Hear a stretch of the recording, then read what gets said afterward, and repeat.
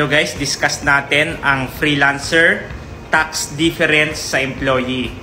Kasi ito may mga feedback tayo, bakit ganito yung tax ni freelancer, bakit mas malaki yung sa akin, sabi ng isang employee. Yon, I hope masagot yung mga question nyo dito sa i-share ko. Start natin muna sa tax table. Saan ba nakabase ang tax ng freelancer sa kanang employee? Hello guys, my name is George. I'm a freelancer's tax advisor at GA Consulting. What we do is we are empowering online freelancers through simple and stress-free tax compliance. Ayon, simulan natin kung saan ba naka-base yung rate ng tax mo as a freelancer, pati din as an employee. Ayan, as a freelancer, meron tayong option to use the 8% income tax rate. Very simple ito. Nandyan na yung pangalan pa lang, 8% ang magiging tax mo. In excess of 250,000.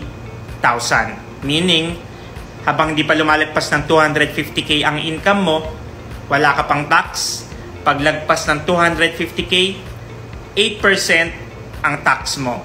Paano naman pag ikaw ay isang employee? Merong tax table na sinusunod ang pag-compute ng tax natin as an employee. Ayan siya guys. Graduated income tax rate ang tawag sa kanya, at wala kang option nakalagay dyan. As an employee, you do not have the option to use the 8% income tax rate. Diba, yun nga, pagdating nyo ng payslip nyo, nandun na agad yung tax. Hindi naman na kayo pinapapili ng employer kung anong gusto mong tax rate or tax option. Walang ganun. As an employee, ang gagamitin ng employer is this graduated income tax table. So, ganyan siya guys. Habang lumalaki yung income mo, tumataas yung tax rate mo. Pansin mo yan, no? Annual income mo pag 400,000, nasa 15% ang tax. Pag 400 to 800, nasa 20% ka na. So, yan yung pinagkaiba, guys. As a freelancer, may option ka. Pwede rin gamitin ni freelancer to. Pero, syempre, doon na siya sa makaka-save siya ng tax. Dahil may option naman siya. Kaya, usually, 8% ang ginagamit ng mga freelancer. Kami mismo, almost lahat ng clients namin naka 8%. And yun din yung nire-recommend namin. Kaya yung mga sinishare naming resources for freelancers, puro naka-base sa 8% income tax rate option. Next naman, ipapakita ko yung mga scenario para makita nyo.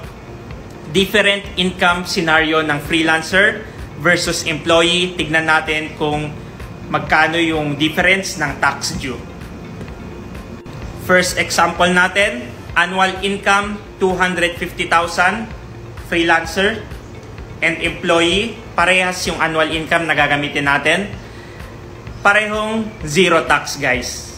Since for 8% income tax rate option, kahit anong income tax option gamitin mo, basta 250k below ang income mo, exempt yun. Lahat yan, basta individual taxpayer, 250k and below, wala tayong tax. Kaya pareho lang. Kung 250k ang income mo, as a freelancer, mag 8% ka, zero tax. As employee, pag 250k and below ang income mo, walang ibabawas sa'yo na tax. Ang employer mo, exempt ka sa tax. Yun din yung nakita natin sa table kanina, zero ang 250k and below. Next scenario tayo. Next scenario, 500,000 annual income per year na tong mga scenario natin guys, para mas madali siya for presentation purposes.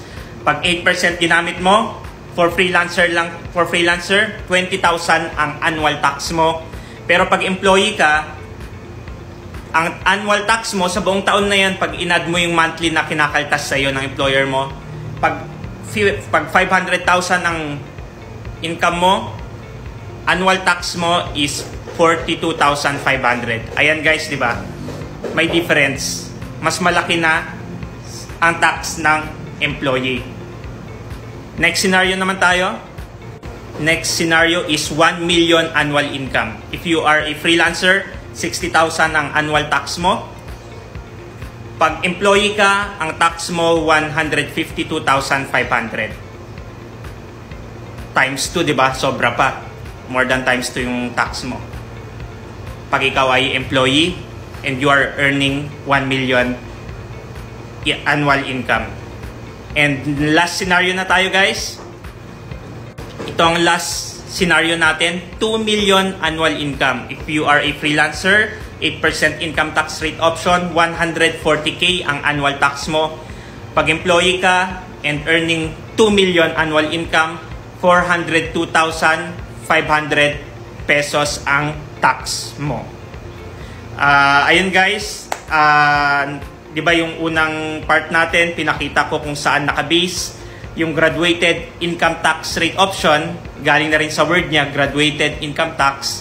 Habang lumalaki yung income mo, lumalaki yung tax mo. Si freelancer naman, may option siya ng 8% income tax rate option. Kaya may difference talaga. Mas malaki yung sa employee habang lumalaki yung income.